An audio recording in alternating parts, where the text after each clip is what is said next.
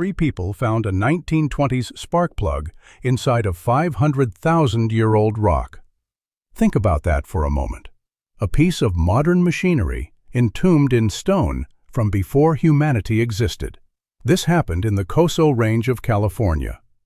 On February 13th, Wallace Lane, Virginia Maxey, and Mike Mikesell were out hunting for geodes. They ran a small gem and rock shop, and this was just another day's work. Or so they thought. One of the rocks they collected looked promising.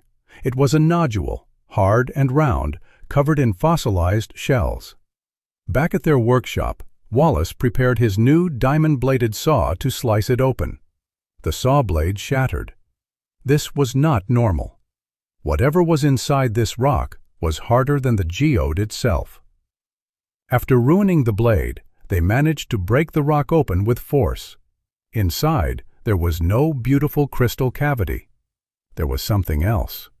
A perfectly cylindrical object made of white porcelain. At its center, a 2-millimeter metallic shaft.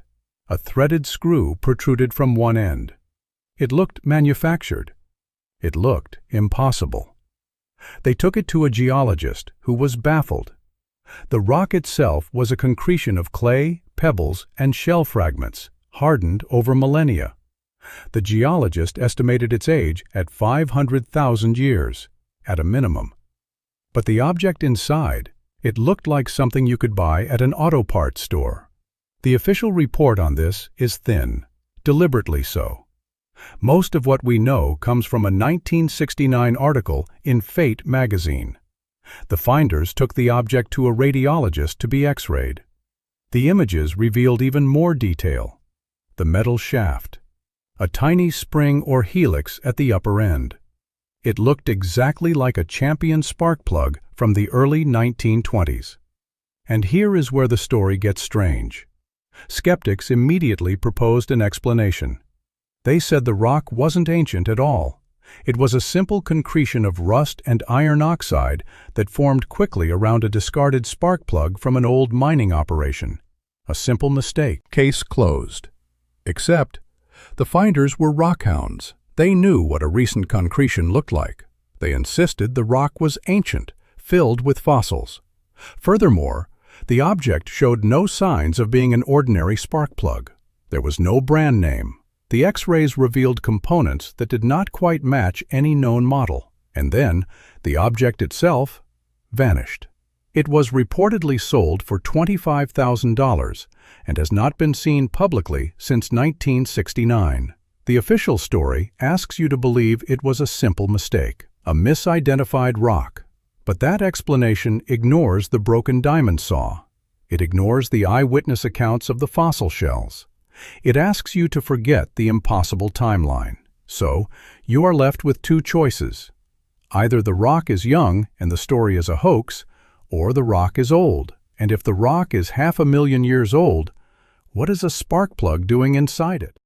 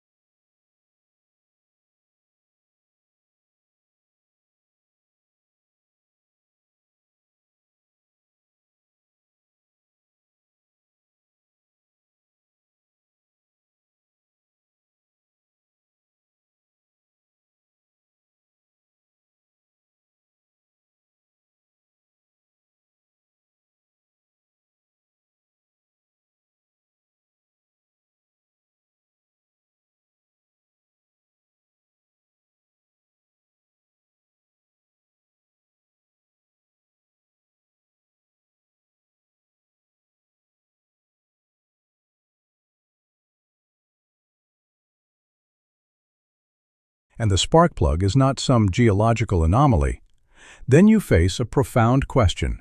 What kind of civilization could have created such an object, only to have it disappear without a trace? The Koso artifact is not an isolated incident. There are other objects, found in even older strata, that defy our understanding of history. Think about the implications. What if our linear view of progress is fundamentally flawed? Consider the Klerksdorp spheres. These small, metallic-looking objects were discovered in pyrophyllite deposits near Ottosdal, South Africa. Dr. J.R. McIver of the University of the Witwatersrand meticulously studied them. The rock they were found in dates back 2.8 billion years. That is nearly half the age of Earth itself. These spheres are not just ordinary rocks. They are perfectly spherical, some with distinct parallel grooves running around their equator. What natural process could create such precise, symmetrical forms? Geologists struggle to provide a convincing explanation. You might think they are mere concretions. But concretions rarely achieve such perfect sphericity or exhibit these intricate grooves. And here's where it gets interesting. Some of these spheres have a fibrous structure on the inside, while others are hollow and filled with a white, spongy material. How could a natural process, occurring billions of years ago, produce such varied internal structures within objects of identical external form? The official narrative dismisses them as natural formations. But if you look closely at the evidence, the dismissals often lack detailed geological explanations. This is not just about strange rocks. It challenges the very foundation of our historical timelines. Our textbooks tell us complex life forms only appeared much later. Yet here are objects suggesting an ordered intelligence, billions of years before multicellular life, let alone humans, walked the Earth. How do you reconcile that? Another case, perhaps even more perplexing, is the Dorchester Pot. In 1851, workers blasting rock near Dorchester, Massachusetts, unearthed a metallic pot. It was found 15 feet below the surface, embedded in solid pudding stone. This rock formation is estimated to be over 500 million years old. The pot itself was bell-shaped, about 4.5 inches high, made of an unknown metal alloy, and decorated with intricate silver inlays. Imagine the scene. A loud explosion, dust settles, and then workers find this ornate vessel, deep within rock that predates dinosaurs. Professor George F. Mecham, a prominent metallurgist at the time, examined the pot. He concluded it was undeniably manufactured. The craftsmanship was exquisite, far beyond what any known civilization of 1851 could produce for a utilitarian object, let alone one supposedly from 500 million years ago. The pot was featured in the Scientific American Journal on June 5, 1852. The article described it in detail, noting its metallic composition and delicate artistry. It was not a simple tool. It was an artifact of beauty and function. Yet its discovery location makes its existence impossible according to conventional archaeology. What happened to the Dorchester Pot? Like the Koso artifact, it vanished from public view. It was last displayed in a museum in the late 19th century. Its current whereabouts are unknown. Coincidence? Or is there a pattern to these disappearances? These are not isolated stories whispered in forgotten corners of the Internet. These are documented finds, examined by scientists and reported in reputable journals of their time. The problem is not the evidence itself. The problem is how we choose to interpret it, or, more accurately, how we choose to ignore it. Think about the effort involved in creating the Dorchester Pot, crafting an alloy, shaping it with such precision, adding delicate silver inlays, all from a time when life on Earth was supposedly only just beginning to diversify. It forces you to question everything you thought you knew about ancient history. These objects, found in solid rock, tell a different story. A story of cyclical civilizations, perhaps, rising and falling over eons, leaving behind only the most durable fragments of their existence. A story that our current understanding cannot fully comprehend. What if these are not anomalies, but echoes? Echoes of a forgotten past, a past so ancient it predates even the concept of humanity. What other secrets lie hidden in the Earth's deep geological record, waiting to be rediscovered, waiting to rewrite history?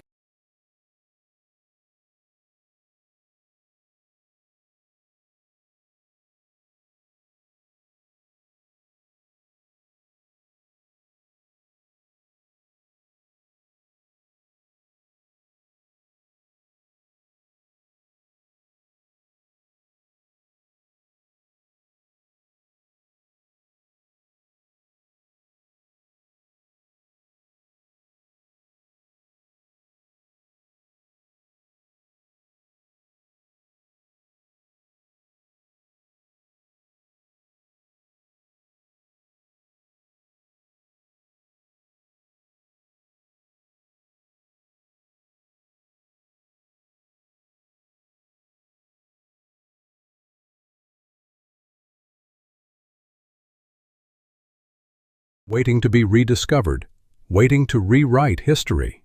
The answer, it seems, is far more unsettling than simple forgotten artifacts.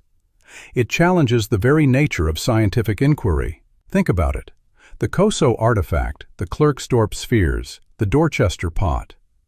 Each one presents an impossible object within an impossible timeline. You are asked to dismiss them as hoaxes or misinterpretations.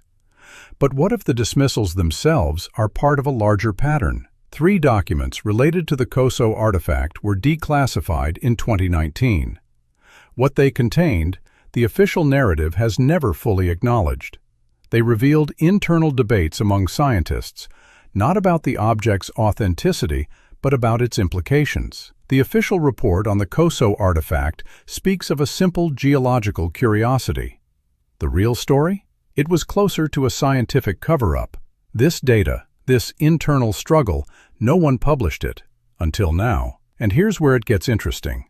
You are told these objects are anomalies, isolated incidents. But a deeper investigation reveals a network of similar finds, systematically ignored or explained away. Consider the intricate metallic cube found in Austria in 1885. It was discovered embedded in a block of coal, 60 million years old. The cube, about 2.5 inches across, bore distinct grooves. Professor Adolf Gerlt, a geologist, examined it. He concluded it was of artificial origin, an object crafted by intelligence. 60 million years ago. Imagine a complex, perfectly formed metal cube, deep inside a coal seam formed long before human ancestors walked the earth. What kind of tools would be needed to craft such an item? And who possessed them? The official explanation claims it was a naturally formed nodule. But nodules do not form in perfect cubes with etched lines. This particular artifact, now known as the Salzburg Cube, was later lost. Its last known location was a museum in Salzburg. Another disappearance. Do you see a pattern emerging? You are taught that advanced civilization is a recent phenomenon, a few thousand years. But these objects suggest a history spanning millions, even billions of years, a history that has been systematically erased. This isn't just about strange rocks. It's about the gates of perception, the things we refuse to see, the things we are told not to see. And now, pay attention to this. In 1934, a small silver and nickel thimble was found in a coal seam in Romania. The coal was estimated to be 80 million years old. A thimble, a sewing tool, from a time when dinosaurs still roamed the earth. The object was analyzed by scientists at the Institute of Archaeology in Cluj-Napoca. They confirmed its metallic composition. They confirmed its undeniable manufactured nature. And then, like so many others, it faded from public discourse. The textbooks stop here. They present a neat, linear progression of history. But the reality is far more chaotic and far more ancient. Think about what that means. If thimbles and cubes and spark plugs existed millions of years ago, then our understanding of evolution, of intelligence, of the very timeline of life on Earth crumbles. The official narrative asks you to believe in an extraordinary series of coincidences. A spark plug, a cube, a thimble, all coincidentally forming naturally to resemble manufactured objects, all found in impossible geological strata. It strains credulity. The fact that these finds are so consistently dismissed without rigorous, open scientific debate is telling. It suggests a powerful resistance to anything that threatens the established order. What are they so afraid of? Why is this information so carefully managed? What if these objects are not just anomalies, but fragments of a truly ancient history? A history of cyclical civilizations, rising and falling over vast stretches of time, leaving behind only the most durable remnants. These are not just echoes, they are whispers. Whispers from a past so deep, so profound, it threatens to shatter our modern understanding of ourselves. What happens if we truly listen to these whispers? What truths might be unearthed that have been deliberately buried for millennia?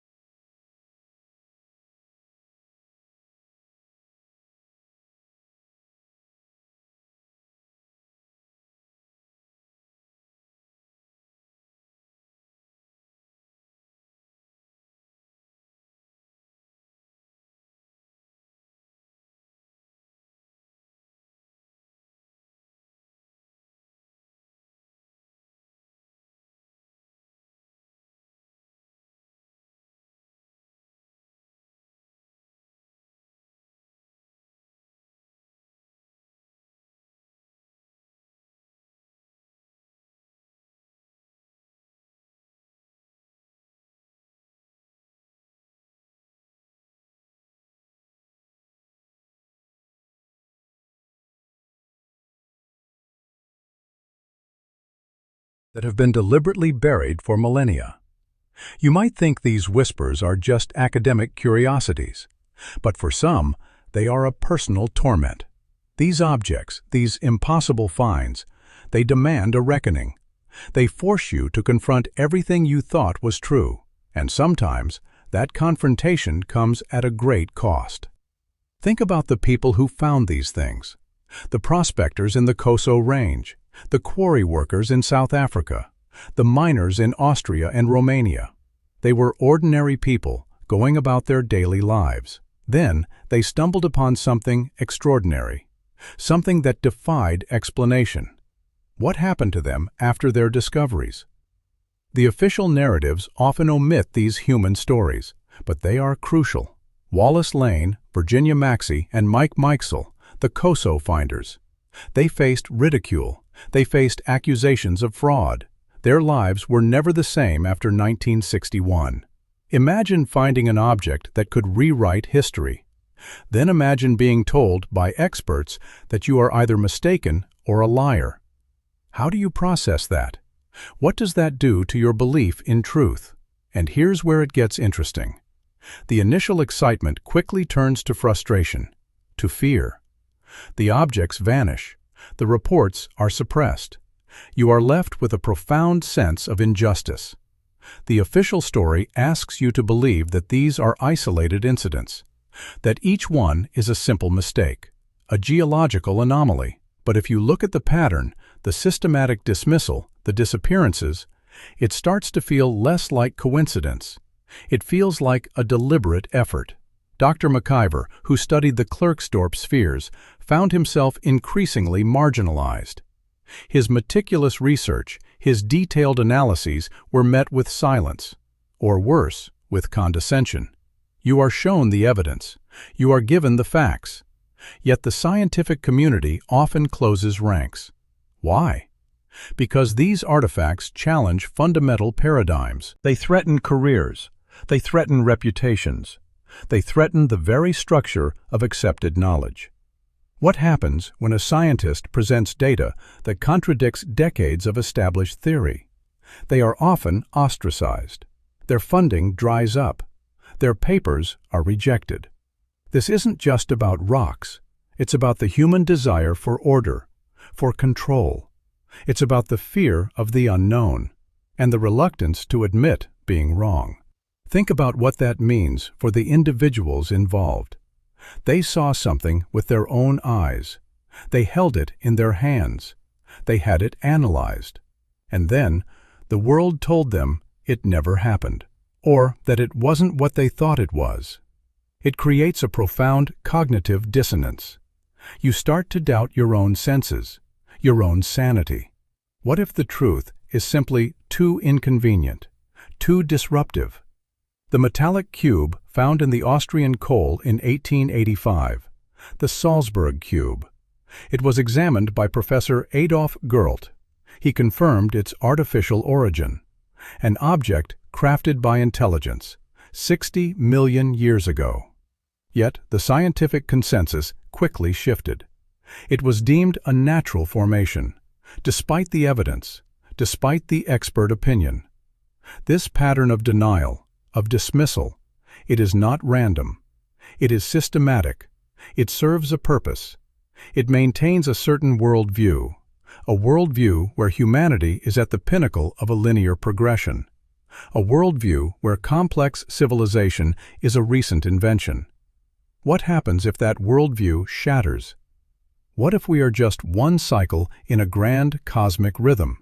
And now pay attention to this. The small silver and nickel thimble found in Romanian coal in 1934, 80 million years old, a sewing tool. The Institute of Archaeology in Cluj-Napoca confirmed its manufactured nature. And then, silence. Why? What is it about these objects that makes them so threatening? It's not just the objects themselves, it's what they represent. They represent a challenge to authority, to the established order. They represent a different past, a past where everything we know about ourselves could be wrong. You are told history is fixed. You are told the timeline is clear. But these fragments, these whispers from the deep past, they tell a different story. A story of forgotten civilizations, of lost technologies. A story that demands a radical reevaluation of our place in time. What if the reason these objects vanish, the reason these stories are suppressed, is not because they are fake, but because they are too real, too powerful, too unsettling? What if the greatest truth is simply too much for us to bear?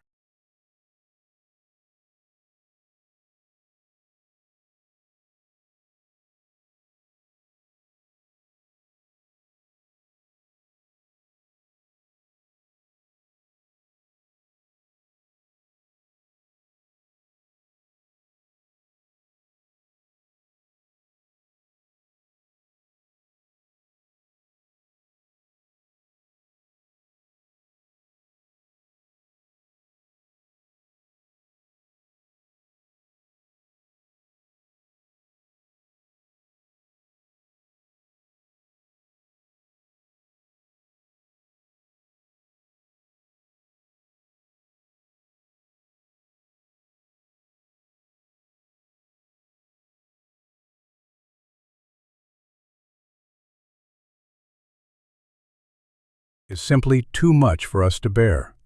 Perhaps it is. Perhaps the human mind has a built-in defense against realities that would shatter it. It's a terrifying thought, that the truth is a poison we cannot handle. So we build a story we can live with, a simple, linear tale of progress. From primitive apes to masters of the planet. It's a good story, it's just not the whole story. The evidence we've seen, the Koso artifact, the Dorchester pot, the Klerksdorp spheres, they are not an attack on our history. They are an invitation to a larger one. You are told these objects are anomalies. But maybe the real anomaly is us, our sudden appearance, our explosive technological growth. Think about it. We search the stars with radio telescopes, listening for a whisper from an alien world. We spend billions scanning the void for a single intelligent beep. What if the evidence for other intelligence is not in the stars, but in the stone, right under our feet? This is the part nobody likes to talk about. The great silence, the Fermi paradox. If the universe is teeming with life, Where is everybody? Perhaps they were here, and they left, or they died out, or they evolved into something we cannot even perceive. The official story asks you to believe we are the first, the only, a singular miracle in a silent cosmos. But the rocks whisper a different tale, a tale of cycles, of deep, recurring time. And now, think about this. Maybe the disappearance of these artifacts is not a conspiracy. Maybe it is a form of forgetting, a collective societal choice to look away. Because to look, truly look, is to confront our own insignificance, our own impermanence. It is easier to call it a hoax. It is safer to label the finder a fool. It protects the fragile story we tell ourselves. But that is not the end of this, because you are still here, listening, questioning. The fact that we can even contemplate these ideas, the fact that a species on a small, wet rock can look back billions of years and ask, who was here? That is the real wonder. The artifacts are just inert matter. The spheres do not care about your theories. The pot does not demand your belief. They simply are. But our curiosity, our relentless need to know, that is alive. That is the engine of discovery. We are a species that digs up its own past, piece by painful piece. We are the architects of the next layer of rock. In 1,000,000 years, when the mountains have eroded and the coastlines have been redrawn,